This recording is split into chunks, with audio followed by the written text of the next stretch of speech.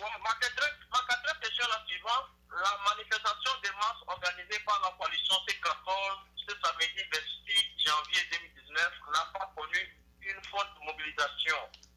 Est-ce la fin de tout espoir de changement? Tu as dit est-ce perte d'espoir du changement, n'est-ce pas? C'est ça? Absolument. Oui, mais vous savez, les conditions dans lesquelles cette manifestation du 26 janvier a été organisée et ne pouvait pas donner un autre résultat que le résultat que nous avons vu. Mais ce n'est que partie remise. Pour des esprits malins, comme certains journaux de la place, des journaux bleus, bon, c'est parce que les gens ne veulent plus.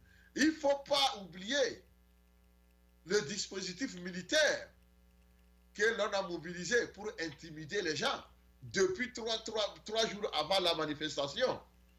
Il ne faut pas oublier toutes les entraves possibles en bouclant les lieux du rassemblement, en bouclant les lieux de départ. Tout ça là était fait à dessein pour pouvoir décourager les gens. Mais au-delà de tout, je pense que l'espoir du changement du peuple togolais est au zénith. Il reste intact. Personne n'a le droit d'ailleurs de se laisser prendre, envahir, de se laisser prendre, comment l'appelle-t-on, de se laisser faire ou de se laisser envahir par le désespoir. Non, il ne doit pas céder au désespoir. Tout le peuple togolais doit garder son cap. Il ne peut pas avoir manifesté, résisté pendant des mois pour juste se dire je suis fatigué. Cela n'est pas possible. Désormais, il faut que les tenants du pouvoir sachent que le mot fatigué n'existe plus dans le dictionnaire du peuple togolais. Il est rayé, il est supprimé, et tous les Togolais savent que seule la réalisation de nos aspirations pourra sonner la fin de la résistance. Tout le monde le sait. Alors, vous allez voir les prochaines manifestations, vous verrez la mobilisation. Vous verrez, c'est pourquoi je dis aux gens de ne pas crier victoire déjà. Les autres de la minorité pieuse, elle ne doit pas savourer parce que elle risque d'être surprise, cette minorité-là. Je sais que les Togolais sont en train, n'est-ce pas, de se préparer. La lutte, nous la savions, on savait que la lutte va être âpre et dure et longue. Alors, du moment où nous le savions, moi je ne pense pas qu'on puisse être surpris par le fait que pour le moment ça n'a pas encore abouti. Alors, je demande à ce peuple-là, en tout cas, je lui dis que l'esclave qui n'est pas capable d'assumer sa révolte ne mérite pas que l'on s'apitoie sur son sort. Il sera seul responsable de son malheur devant le mépris et la désinvolture, n'est-ce pas, de ces dirigeants qui prétendent, n'est-ce pas, qui prétendent vouloir les libérer ou les affranchir. Alors, je dis tout simplement au peuple togolais que s'il ne prend pas son destin en main, il y aura, même si ça fait 200 ans, ce régime ne reviendra pas un jour dire au peuple togolais que j'ai pitié de toi, tu as trop de temps souffert, je te laisse libre, exprime-toi, va à tes occupations, et, reçois le salaire qu'il faut, vis normalement, aide des hôpitaux. Non, ce régime ne le fera jamais. Si après 53 ans, il n'a pas eu le temps de le faire, ce n'est pas maintenant qu'il va le faire. Alors, pour ceux-là qui pensent qu'il faut seulement se livrer à la résignation et se laisser malmener parce qu'on n'a plus de force, ça fait leur problème. Mais pour ceux-là qui veulent demeurer dignes et continuer la lutte, moi je pense que la lutte aboutira. Alors, par rapport à la marche du 26 janvier, je dis que ce n'est qu'une partie remise, ce n'est que partie remise.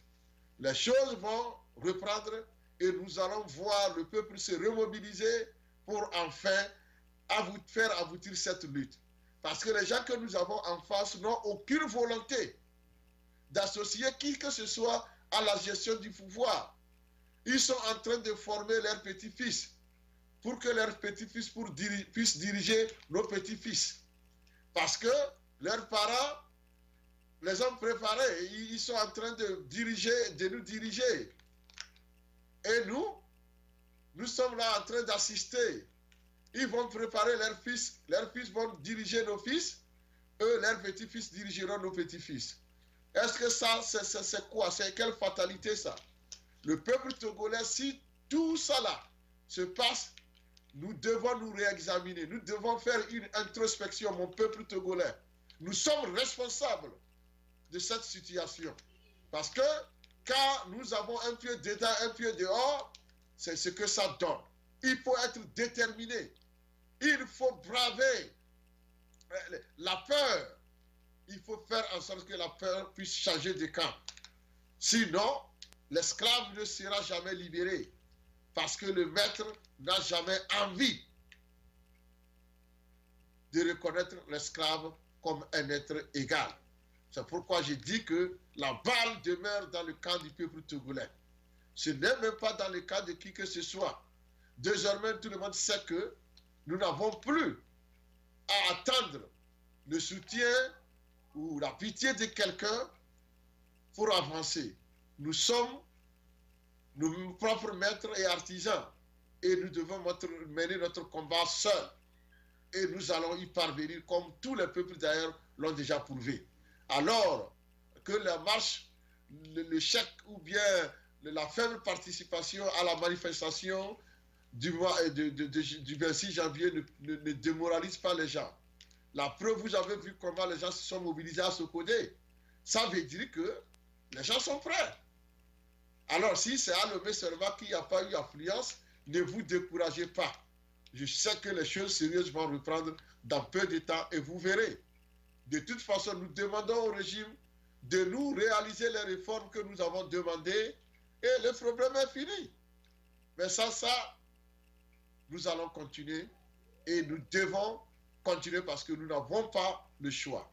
Jean-Paul Sartre disait, durant l'occupation allemande, il disait que jamais la France ne s'est pas sentie plus libre que sous l'occupation allemande. Parce que quand vous êtes sous occupation, vous êtes dos au mur, vous n'avez qu'un seul choix, vous battre. Aujourd'hui, le peuple togolais n'a pas le choix. Dos au mur. Et son seul choix, c'est de se battre.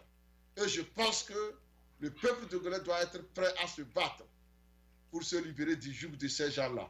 Parce que jamais, il ne viendra jamais un jour nous dire que nous sommes fatigués de vous maltraiter, nous allons vous laisser libre. Jamais. C'est pourquoi il ne faut pas se faire des illusions, comme l'esclave de Thomas Sankara. Il ne faut pas vous faire des illusions, comme l'esclave, n'est-ce pas, qui attend que son maître ait pitié de lui pour le libérer. Cela n'aura jamais lieu. Arachide, voilà ce que j'ai voulu dire par rapport à cette question.